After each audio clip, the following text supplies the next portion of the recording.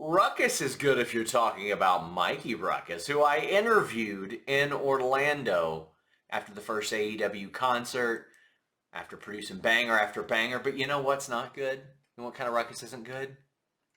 Ruckus on your private information, your files, all that stuff. NordVPN.com/Fightful has that taken care of. With their threat protection, use that code Fightful and you get a great deal plus an additional month free with NordVPN.com/Fightful. Not only that, you can change your virtual location with just one click. In addition to blocking online trackers, annoying pop-up ads, malware, all that stuff. NordVPN.com/Fightful has you covered. And you can subscribe to services in other places of the world, much cheaper than wherever you are geographically, so it ends up paying for itself. NordVPN.com/Fightful. And how about this? Risk-free. 30-day money-back guarantee. How can you beat that? You can't. There's the answer. Scoop, breaking news, NordVPN.com/Fightful. What's up, you guys? Ross Sapp, Fightful here with the name in wrestling music. We got Mikey Rukus of AEW here. How you doing, man? What's up, man? How are you? Man, this is pretty wild. So as we're filming this, it's right before AEW Revolution. I went to your concert last night, and to see the range in person is something to behold. That was incredible, man. Thank you, man. It was a long time coming, and it was just really fun to be able to give almost like a third dimension to the music that everybody's been hearing over the last few years. And, it was an exciting time. The fans had a good time. The talent had a good time. And just enjoyed it, man. Hope we get to do it again. So as I mentioned, like that range that you possess, at what point did you realize that you had that? Because I think that a lot of people that hear a lot of the AEW themes just assume, oh, well, he produces it, he does some stuff. They don't realize the range of the lyrics in which are from you personally. Yeah, my first time actually being on stage in a band setting was back like in 2009.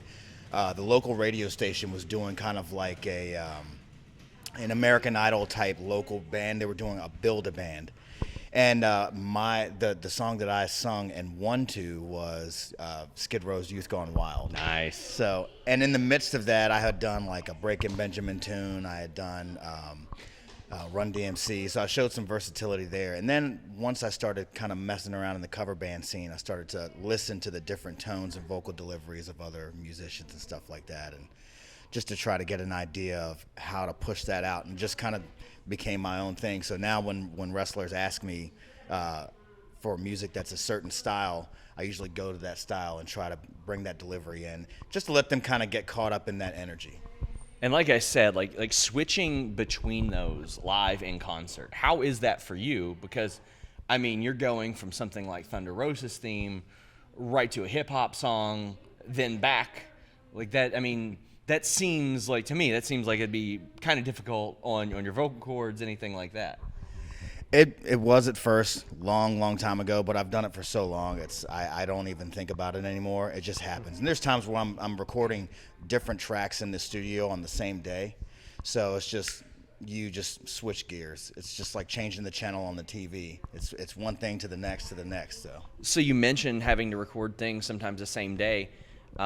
I know there have been some races against time in the past, because, I mean, these signings come together like that. Yeah. Like, in some cases, like, they're available immediately and Tony Khan snatches them up. In some cases, I'm sure you have weeks to prepare. But, like, what's the biggest race against time that you remember? It would have to be the Elite Ghostbusters theme. Oh, yeah.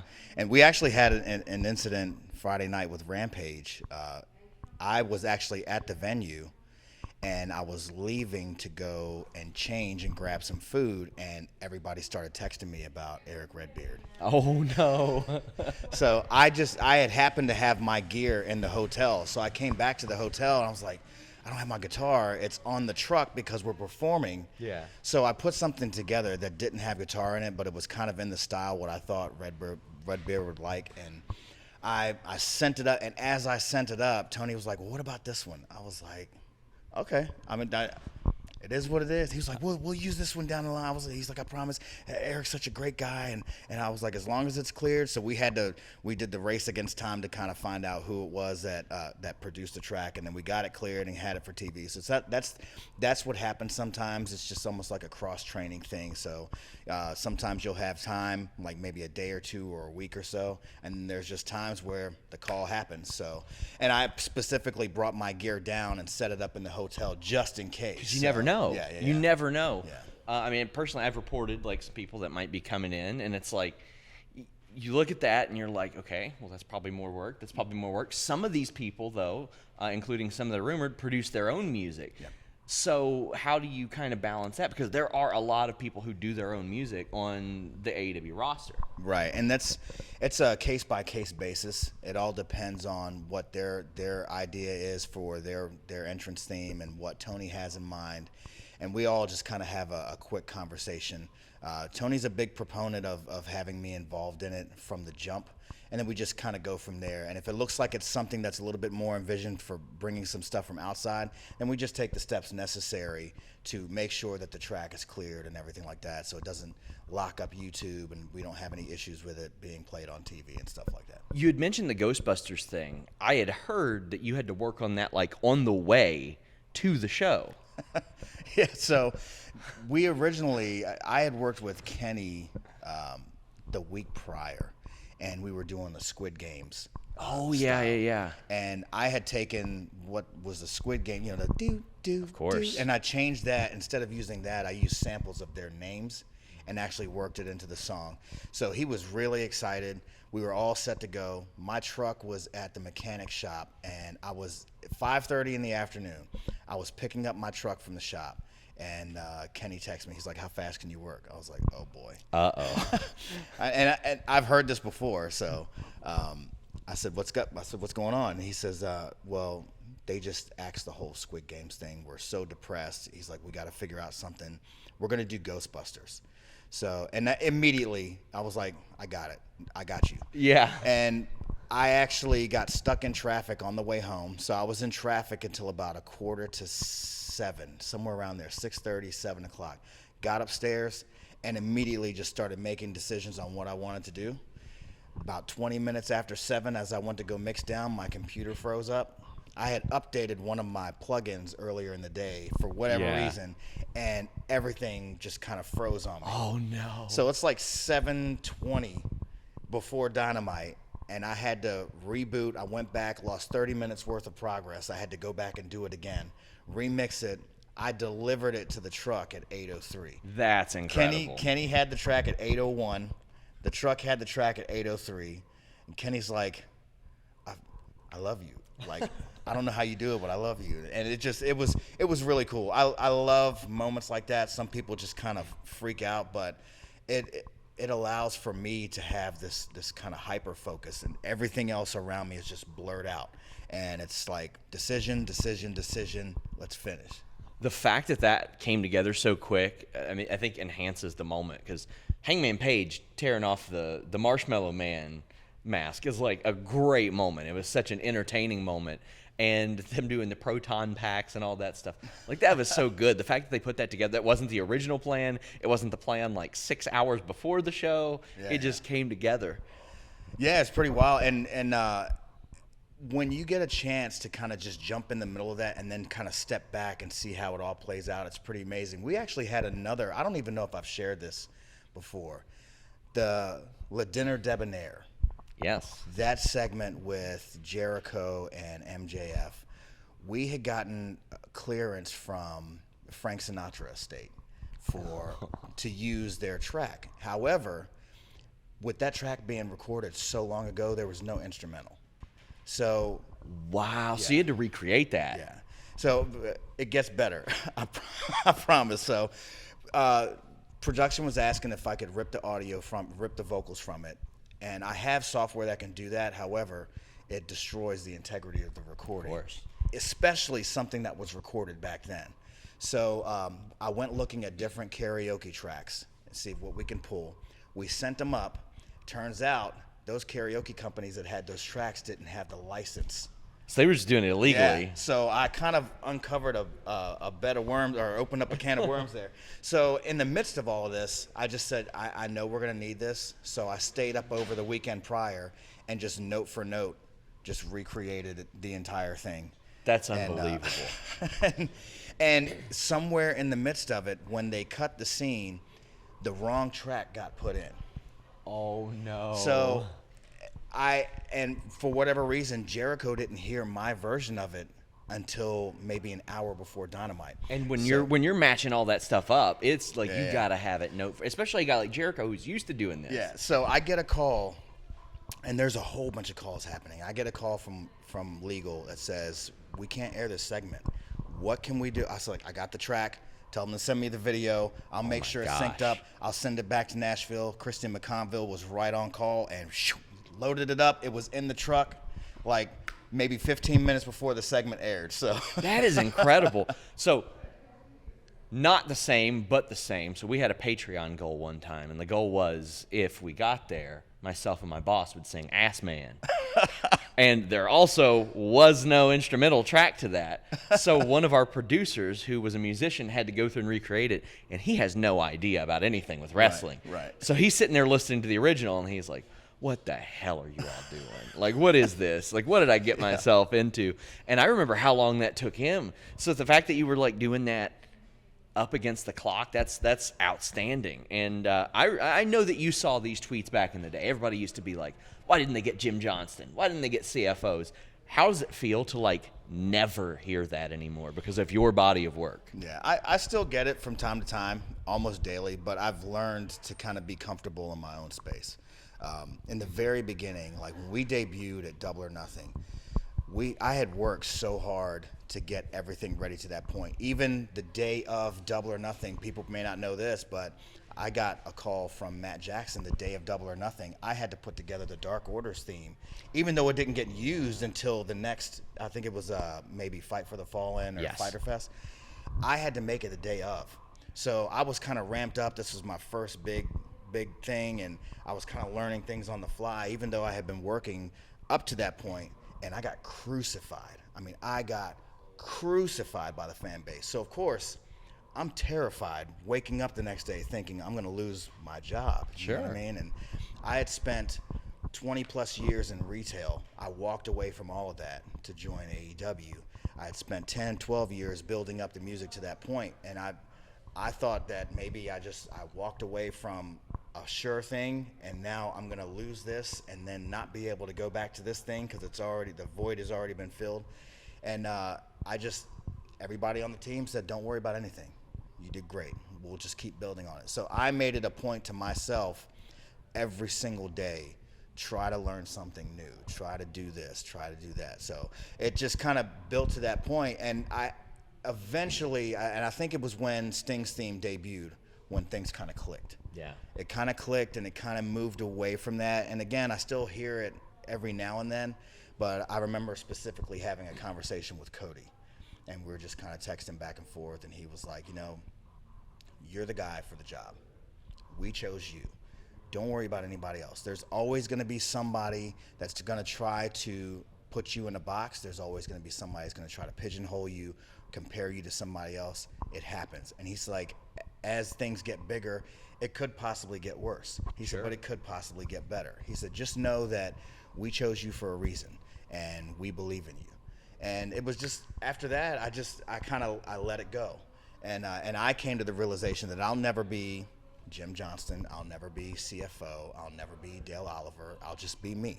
And it's very liberating to be able to go in and create and not feel like you're standing in somebody's shadow or have somebody kind of standing over you or have a monkey on your back or something like that. So I think it's made a huge difference just in my own personal workflow and the stress level. I mean, we all have stress, and but something like that is just one less thing that I have to worry about. Have you ever had any conversations with the Jim Johnston, either the guys from CFOs, Jimmy Hart, Dale Oliver? I've reached out to Jim before I got to AEW. I never got a response back. I reached out to CFO before I got to AEW. Never got a response back. And CFO's management actually reached out to me last year. and we had a small conversation, but it didn't really come of anything. I would love to meet Dale. I'd love to meet Jimmy Hart. Yeah, Dale's done some really underrated stuff, like the AJ Styles theme and TNA. I thought was a really good one. Yeah, but there's such a small group. When you think of wrestling over the last 40 years, and you think of all of the talent that have come and gone, and the different generations, hundreds of thousands of performers over all of that time, and the major promotions, indie promotions, and there's only a handful of musicians that have actually had to do this for TV. Yeah. So it's a completely different beast in all itself. It can be lonely at times. It can be a little bit isolating, but I made it a point to be interactive and be in connection with not only the fans but the talent. So it feels good to have the team rally around you, and we all rise together. So in some cases, you have people that brought their music from elsewhere to AEW, like MJF. I know that I've seen that. Like, I think it's stock music from somewhere. Yeah. Like, are you all able to then go in afterwards if you get clearance and add to it and accelerate it and all that? And how does that work? Yeah, so a lot of it has to do with just the licensing side and who has ownership and basically asking for permission. If remixes happen, we have to get permission beforehand. If they want to bring their own music, it's the buck stops with Tony. Sure. Tony's the head of all of the creative. So when they bring an idea to him or to me, I always tell them to talk to Tony first, because we've had situations before. I had multiple wrestlers, and I was working with all at the same time, and then somebody would jump in and say, "Hey, can we change this?" I was like, "Yeah, we'll change it." And then all of a sudden it plays, and I got a text from Tony, "Hey, can we change that back?" I was like, "Oh, my bad." so it's it's a case-by-case basis. So it comes down to ownership, who has the publishing and who controls that. And then if there's a remix on the table, then we go ahead and we reach out to them and see what we can do. You all had the Who We Are album drop. I know that was a big project. I know it's one that you put a lot of work into. A lot of people put a lot of work into it. What did that mean to you? I mean, that's a pretty big vote of confidence. Yeah, I for a very long time, when I first joined the company, I wanted to make sure that my goal was to go beyond just wrestling entrance music. So I wanted to impact I wanted to impact the storylines, people's personal playlists. We wanted to impact culture. We want to impact education and just kind of bring this whole thing in. And I have been kind of thinking about this throughout the year in 2021. And when the time came, as I was kind of planning out 2022, it's probably mid-November, I reached out to some people and I said, "This is what I want to do." And I said, I want this to be authentic storytelling. And I remember watching Ice-T's documentary, Something from Nothing, the Art of Rap. And I was just blown away by, he would go and visit all the old school hip hop heads, and they would freestyle. No music, no nothing. And it was just telling the story. And I said, we have to incorporate that for our talent. And I said, what better way to do it than Black History Month? It's coming up. This is something that I think it's never been done before. And I just wanted to have the opportunity to do that. And kudos to the team at AEW for allowing us to create and have that vision, and then supporting us and pushing it out there. And it was a fairly quick process. I got the green light in mid-November. I had agreements and W-9 secured by mid-December, and then we were off and running. And it was 35 artists and producers, 15 different studios across the United States. And I was doing this while doing TV and video game music. Yeah. So, but it actually helped that I had other artists that were involved. It allowed me to step back, allowed them to create, be authentic in the storytelling and the directions that they were being given. And it all kind of came together. We actually had a cool story, the Private Party theme on there. It's Ready to Go by Stalo Dom. He had his music prepared, and the people he was supposed to go record with just dropped off the face of the earth. Oh, man. They couldn't get a hold. He couldn't get a hold of them. Nothing. He was like mid-North Carolina somewhere. So Isaiah texted me. He was like, "I don't know what we're gonna do. We're gonna miss the deadline." I said, "Hang on a second." I put in 2 calls, and I said, "I'm gonna see if this works." I put in 2 calls. Another call came back to me. I had a studio in North Carolina booked for him. We paid the studio time in advance. I cash apped him gas money to drive to the studio. And he ended up getting it done the very next day, the day of the deadline to have the track done, and it was perfect, you know. And to be able to make moves like that on the fly and still let things go and nothing fall apart, it's pretty awesome. Was happy to see our Grapsity guys, Will Washington and Righteous Reg, a part of that. Man, that podcast has been incredible for us, for them, for the audience, and then performing as we filmed this last night. It made me so happy. Good things happening to good people is what I like. Are you all looking to do more concerts? Is that something that you want to do? Absolutely. I'm hoping so. We had some talks yesterday, some brief discussions back and forth about Double or Nothing. Mm-hmm. I definitely want to expand on what we did last night. You know, we had a very quick build up for this one, so hopefully we can get in front of it and make it even more interactive, not just for the fans, but with the talent involved as well. I don't want to go too deep into it because I got to present the plan after today. Sure. But if it flies, it's going to be pretty wild. It's going to be pretty wild. You'd mentioned doing video game work. I mean, one of the most requested questions I have is find out literally anything about the AEW video game. Anything. And have you been doing some work on that? I would imagine that you'd be probably heavily involved. So I've been working on the video game music since June of last year. It's been a long process. So we're going to have the entire AEW music library within the game. I have a load of original creator wrestler themes within the video game. There's other stuff that's tied to storied content within the career mode. I can't go too much deeper into that, but there's a lot to work with there. And I just wanted to make sure that people had a great audio experience with it.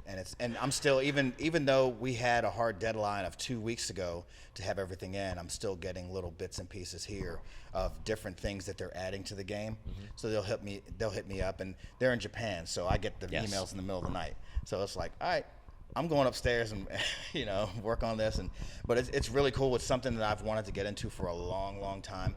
The video game industry is really tough to find a doorway in, but again, with AEW, they gave me that opportunity with not only the mobile game, but now the console game as well. So let me tell you, I try to get those scoops on the game, and there aren't a lot of people that speak English on that team in general. And I'm trying to get the information, and then when I get any kind of response, like you said, middle of the night, so that conversation's dead. It's completely dead. But I know Tony Khan has made a big personal investment in that game. Like he's talked about it because that can transform a lot of things. There might be people who don't even like wrestling that play an AEW game, and they're going to hear your music as well. Like you mentioned Breaking Benjamin earlier. That's how I got into Breaking Benjamin, was a video game. Right. So like you never know what kind of doors that can open as well. And as we wrap up, I got to talk about that awesome Lucha Brothers entrance. Man, that was incredible. It was so good. Explain to me how that came about, because that had to be an awesome moment. Sure. So it actually came together very last minute. Just to kind of give you an idea of what was happening that week. That was the week that Bryan Danielson debuted. Adam Cole debuted. So I was actually working on a vacation. That's what you were working on. No work at all. Yeah. I was working on Adam Cole's theme a couple of days before All Out. And I was working on a rendition of Flight of the Valkyries also, just in case. I hadn't gotten any word. And then in the midst of this, I get a text from Alex and said, hey, you want to perform with us? And I was like, sure. I mean, and me personally, I'm not a real big proponent of live performances during the show. Sure. For me, I feel like that's time that the talent should have. But in certain settings and certain situations, it works. You know what I mean? So, and I got asked, and I was like, absolutely. I had no idea what we're going to do until I got to the hotel the night before. I saw Alex, and Alex is like, okay, this is the ideas that I have. He said, but I have a different business engagement, and I'm not going to be able to be there until like 4 o'clock in the afternoon. Oh, man. So you're going to have to go down and kind of run this whole thing. I was like, well, I've never met the Lucha Brothers before. I don't know which one speaks English. So luckily Jose was there to help. Yes. Jose, jacked, by the way. Yes. That guy popped up on AEW with the shirt off, and everybody went, what? Wait, what's happening here? Yeah. My God, that guy. But Sonny and Ashley DMY were the two dancers at the back with the masks on. They actually choreographed their own dance routine. They pulled some of the extras in to do the thing. And I don't know, I don't remember who they were, but I know that I thought Sonny was going to break somebody's head open for not doing this right. Yes. But, it all came together literally hours before the show. I love it. And, it looked so good. It looked like you all had rehearsed that a million times. Yeah. Dude, by like 3 o'clock in the afternoon, we were still figuring out what was going to happen. We were supposed to go up and rehearse, and we're still kind of like, where's this? Where's that? And then, Alex comes up and gives me a robe. He's like, I got to go. So I put the robe on, and Sandra Gray, our seamstress, yeah, she was like, I know you ain't going out there all wrinkled. Give me that thing. So I was like, all right, man. So I gave her to her, and she was like, you come back and see me in a little bit, and it's going to be right for you. You ain't going out there wrinkled. I was like, yes, ma'am. Amazing. And, we rehearsed it, and when we did the rehearsal, I just pretended like the entire place was full. So we had the talent around, and other people were rehearsing and getting set. And when we did it, the first time I heard a bunch of, oh, shit. Like, it was just kind of back and forth. They said, let's run it again. So we ran it again. That's when Jericho came up, and he gave me a hug. He's like, dude, you're on fire. He's like, I was like, all right, we're going to be all right. So, and we just kind of let it fly from there. So I enjoyed it. I'm really glad that the fans enjoyed it. I'm glad that the talent enjoyed it. And that's what it's all about, just taking the audio footprint and expanding it and just creating connections within the gaps of the storylines. I love it. It was such a memorable moment. We're going to wrap up because I want to save some stuff for next time. Because we're doing this again, man. Let the people know where they can find you, where they can follow you, where they can support you, about the album, all that good stuff. Yeah, so who we are, a celebration of excellence. You can find it on shopaew.com right now. We did CDs as a commemorative collector's item. All of the proceeds benefit the Bootsy Collins Foundation. You will see streaming probably in April. And I'm just part of AEW Music, so you can go to AEW Music. You find me on all of the socials. Feel free to reach out. I'm always available. I try to be available. If I don't respond right away, I'll always make it a point to get back to you. So, Bootsy is royalty where I'm from. Like, I'm from like an hour outside of Cincy. He's a royalty there. He's as close to a royal family as we get. I'm trying to get a performance in with him where we can all come together as a follow-up to the album and see what we can do about doing a live jam. I think it'd be great. That would be great. Guys, support Mikey Rukus. Check out all that great stuff. Until next time, we're out.